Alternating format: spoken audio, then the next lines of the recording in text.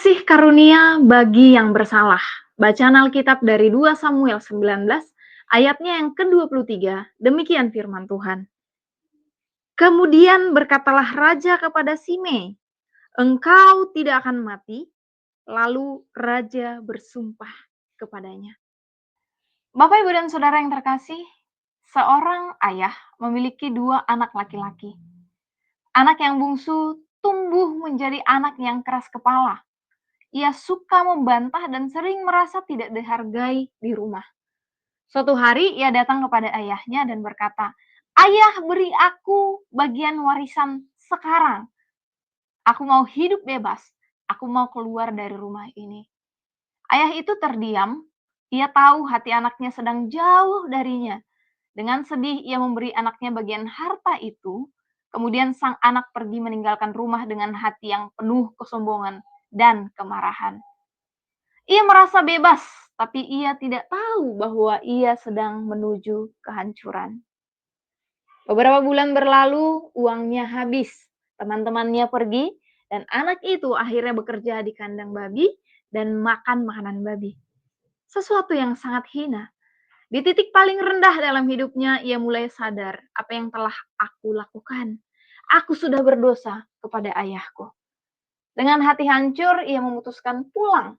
Tetapi ia berkata dalam hatinya, "Aku tidak layak lagi disebut sebagai anak. Aku hanya ingin menjadi pelayan saja di rumah ayahku."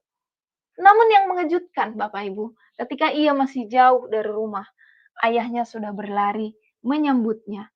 Ia tidak menampar anaknya, ia tidak memarahi anaknya, ia justru memeluk anaknya dan menciumnya dan berkata kepada para hamba, "Bawakan pakaian yang terbaik, cincin, sepatu, dan mari kita berpesta.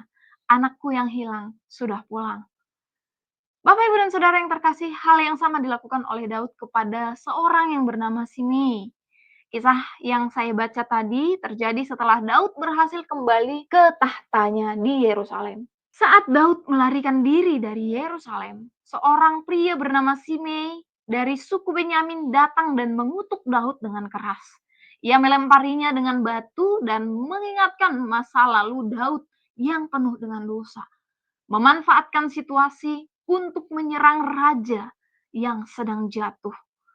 Namun sekarang ketika Daud kembali dan kemuliaannya sebagai raja kembali, Simei pun gemetar. Ia sadar bahwa ia telah bersalah dan ia datang memohon ampun kepada Daud. Ia membawa 1.000 orang Benyamin bersama dengan dia. Mungkin ini adalah menunjukkan kesetiaan dan pertobatannya. Anak Jeruya yaitu Abisai menyarankan agar Simei dihukum mati karena ia telah mengutuki orang yang diurapi Tuhan. Tetapi Daud menjawab dengan sangat luar biasa. Ia mengatakan, "Apakah urusanmu dengan aku, hai anak-anak Jeruya, sehingga kamu menjadi musuh pada hari ini? Masakan ada orang yang dihukum mati pada hari ini di Israel?" Dan bagian yang paling menarik adalah Raja Daud berkata, "Engkau tidak akan mati." Dan ia bersumpah, Raja Daud bersumpah kepada Simei. Simei bersalah, tetapi Daud memberikan kasih karunia. Daud bisa saja membalas Simei, tetapi ia memilih untuk mengampuni dan tidak menuntut balas. Daud memberikan contoh sebagai pemimpin yang memiliki hati Allah. Dalam posisi ini, ia adalah orang yang kuat, ia tidak menyalahgunakan kuasanya, tapi menunjukkan belas kasihan.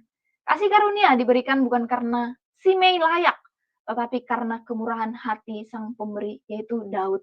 Simei tidak layak diampuni, tapi ia mendapat kasih karunia. Bapak, Ibu, dan Saudara yang terkasih, bukankah Yesus juga melakukan hal yang sama kepada kita? Ia mengasihi kita bahkan pada saat kita masih berdosa. Tuhan memberi kasih karunia dan memilih untuk menyelamatkan kita.